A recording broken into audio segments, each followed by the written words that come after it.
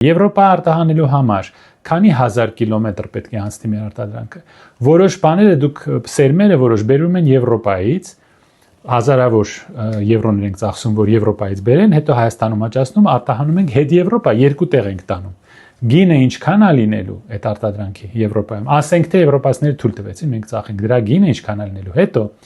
ինչ սերտիֆիկատներ են պետք, որ Եվրոպայում կարողանանք վաճառել մեր արտադրանք։ Այնտեղ կան բազմաթիվ պահանջներ, կանոններ, օրենքներ եւ սերտիֆիկատներ, որը մենք պետք է բավարարենք, մենք պետք է ստանանք այդ սերտիֆիկատները, նրանք արժեն հազարավոր, տասնյակ հազարավոր եվրո։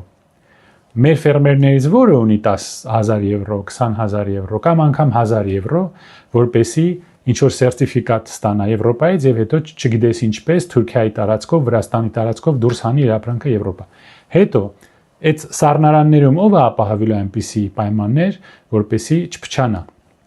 արտադրանքը չփչանա, որտեղ սա գնալու է Վրաստանով, հետո ծովով կամ գնալու է Թուրքիայի տարածքով։ Դուք համոզված եք, որ կարողանաք ապահովել ապրանքի որակը։ Դուք պետք է անցնեք որոշ սելեկցիոն process, որոշ սերտիֆիկատներ ստանաք։ Դա շատ թանկ գործ է։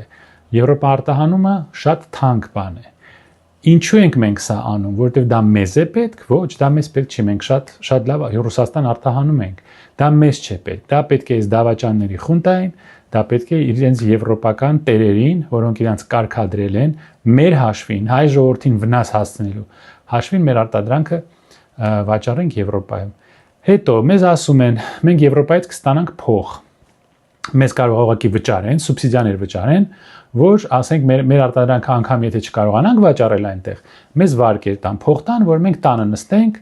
տելևիզոր նայենք, ոչինչ չանենք ու մեզ փող տան։ Դուք տեսեք ինչ են մեզ փորձում սովորացնել։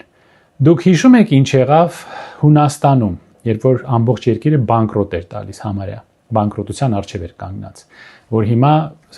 սովից մեռնող հույները ստիպված են եղել 60% իրանց աշխատավարձի, իրանց վարկերի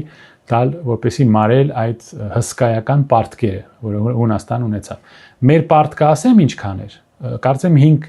միլիարդ էր, որ սրանք խաբեցին մեզ հեղաշրջում կազմակերպեցին, հիմա 15 է դարել, թե 6-ից 15։ 6 միլիարդից դա էլ է 15, այդ պարտքերը տենց հեշտ փակելու ենք։